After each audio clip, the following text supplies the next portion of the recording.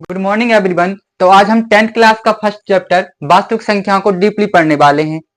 सबसे पहले हम समझेंगे संख्याओं को। संख्याएं कितने प्रकार की होती हैं। मेनली संख्या होती हैं दो प्रकार की। पहली होती है हमारी वास्तविक संख्या और सेकेंड होती है हमारी काल्पनिक संख्या।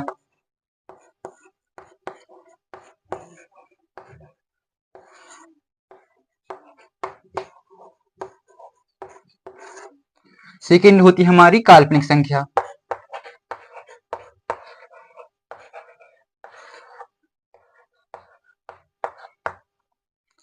वास्तविक संख्याएं वे सभी संख्याएं होती हैं जिन्हें आप देख सकते हैं, गिन सकते हैं, जैसे 0, 1, 2, 5, 7, 15। ये सारी संख्या हमारी कौन सी संख्या है? ये सारी संख्या आ जाती है हमारी वास्तविक संख्याओं के अंतर्गत। काल्पनिक संख्या आपके चैप्टर में नहीं है, ये आप 11th क्लास में और 12th क्लास या कॉम्पिटिशन एग्जाम में पढ़ोगे। लेकिन आपको बेसिक के लिए बता दें, जैसे ए लिखा आपका √2 करनी 2, अगर इसके बीच में माइनस आ जाए तो ये काल्पनिक संख्या है। जैसे √7, इसके आगे अगर माइनस लगा तो एक काल्पनिक संख्या है। जैसे √13, लेकिन अगर इसके आगे माइनस लगा तो यह काल्पनिक संख्या है। तो वास्तविक संख्या के बहुत सारे प्रकार होते हैं, जैसे कि सम संख्याएं, विषम संख्याएं, भाज्य संख्याएं, अभाज्य संख्याएं, प्राकृत संख्याएं, पूर्णांक, ये सभी हमारे वास्तविक संख्याओं के अंतर्गत आते हैं। अब एक एक करके हम इन सभी को पढ़ेंगे। अगर हम पहले बात करें परिमेय संख्याओं की, बेटा परिमेय संख्या बीटू पूछ करो और जा इतना नोट कर ले जल्दी। पूछ करो, पूछ पूछ पूछ।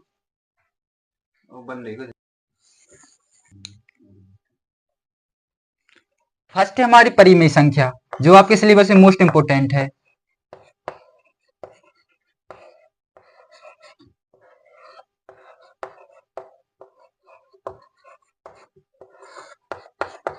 परिमेय संख्या के अंदर बेटा वे सारी संख्याएं आती हैं जिन्हें हम p/q के रूप में लिख सकते हैं। किसके रूप में? p/q के रूप में। ये q बना और इसमें q बराबर नहीं होता है 0 और इसका HCF हमेशा आता है 1। क्या आता? 1। p/q मतलब जैसे 2/5, 3/7, 9/11, 4/6। ऊपर वाली संख्या p, नीचे वाली संख्या q। ऊपर वाली संख्या p, नीचे वाली संख्या q। लेकिन इसके बराबर में कभी ऐसा नहीं होगा कि 4/0। q बराबर 0 नहीं होगा, q बराबर 0 नहीं होगा। और एक बात और, अगर जैसे हम देखें इसका जो अब हम HCF निकालेंगे तो हमेशा 1 आएगा। क्या आएगा? जैसे कि हम 9 11 का निकालें, 9 और 11 का, तो 3 3 का 9, 11 की 11, 3 एकम 3, 11 की 11 और 11 एकम 11। इसमें देखो बेटा कोई भी संख्या कॉमन निकल रही, तो उसका HCF क्या आएगा? 1। मतलब जो जिन भी संख्याओं का HCF 1 आए और q बराबर 0 ना हो, वो सारी संख्या हमारी परिमेय संख्या के अंतर्गत आएंगी। That's clear.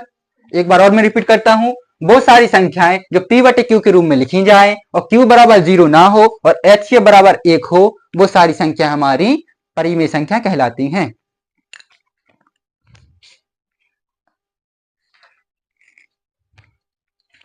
तो हम बात करें अपरिमेय संख्याओं की, तो इसमें वो सारी संख्याएं होती हैं, इसे आप ऐसे याद कर सकते जो रूट के अंदर हो, जैसे √5, √4, √3, √7, √11। ये सारी संख्याएं होगी हमारी कौन सी संख्याएं? अपरिमेय। मतलब आपका रूट दिखा और जो वर्ग से ना कटे। जैसे अगर हम बात करें 16 की बात करें, ये 4 का वर्ग होता है, इसे लिख सकते हैं ना 4। तो ए नहीं होगी हमारी कौन सी संख्या है? अपरिमेय। लेकिन जो रूट के अंदर लिखी जाए, जिसका कोई वर्ग ना निकले, वो संख्या कहलाएगी हमारी। Very good.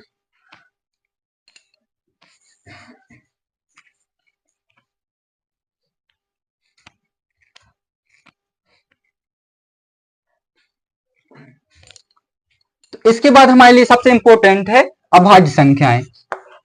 कौन सी संख्याएं? अभाज्य संख्याएं। थोड़ी इसके बारे में समझो। अभाज्य संख्या बेटा वो सारी संख्याएं होती हैं जो एक एवं स्वयं के अलावा किसी अन्य संख्या से विभाजित ना हो, वो सारी संख्याएं कहलाती हैं अभाज्य संख्याएं।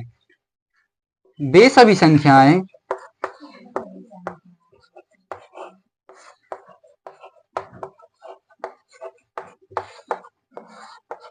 जो एक एवं स्वयं के अलावा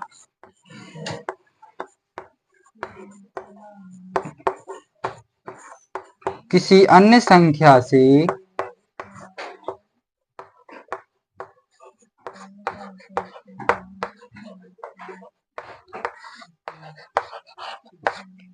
विभाजित ना हो,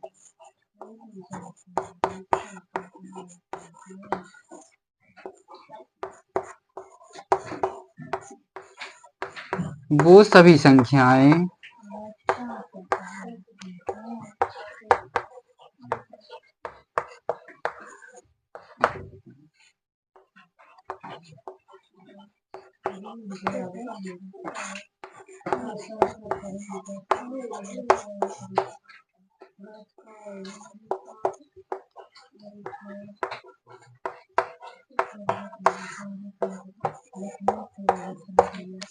मेरे कहने का तात्पर्य है अभाज्य संख्याओं के अंतर्गत वे सारी संख्याएं आती हैं जो एक एवं स्वयं के अलावा किसी अन्य संख्या से विभाजित ना हो। जैसे हम बात करें 7 की, 7 एक अभाज्य संख्या है। एक सत्ते 7, एक का 7 में भाग जाता, और 7 एकम, इसके अलावा क्या किसी और संख्या से विभाजित हो रही? तो आप बोलोगे नहीं सर, तो सिर्फ एक कौन संख्या कहलाई? हमारी अभाज्य संख्या। अभाज्य संख्या के हम उदाहरण लिखेंगे।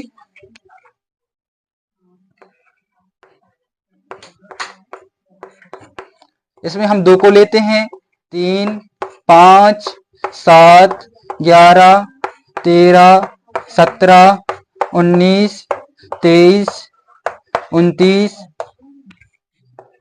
31, 37, 41,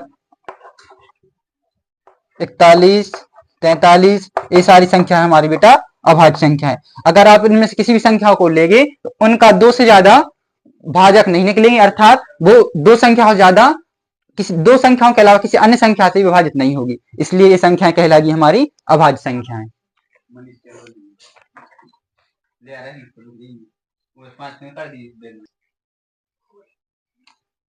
हमारे अध्याय 1 का नाम है वास्तविक संख्याएं। इसमें हमने पहले बेसिक को समझ लिया है।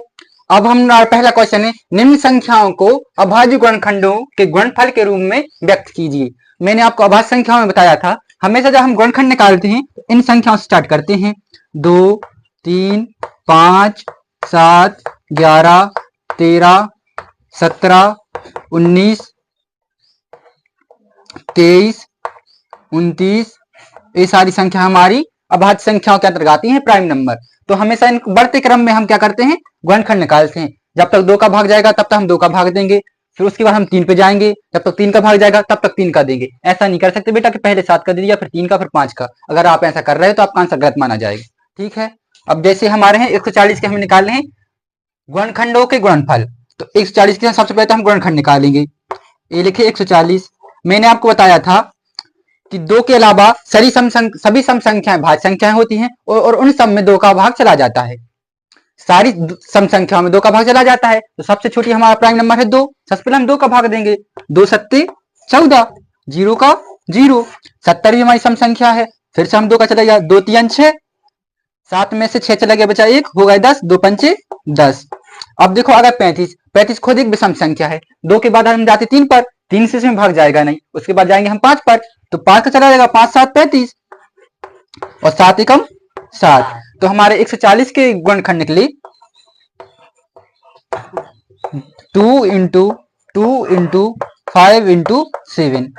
अब देखो बेटा यहाँ पर 2 बार 2 हैं, तो हम इसे लिख सकते हैं 2 के ऊपर 2 की घात इंटू 5 इंटू 7। तो ये आपका माना जाएगा आंसर।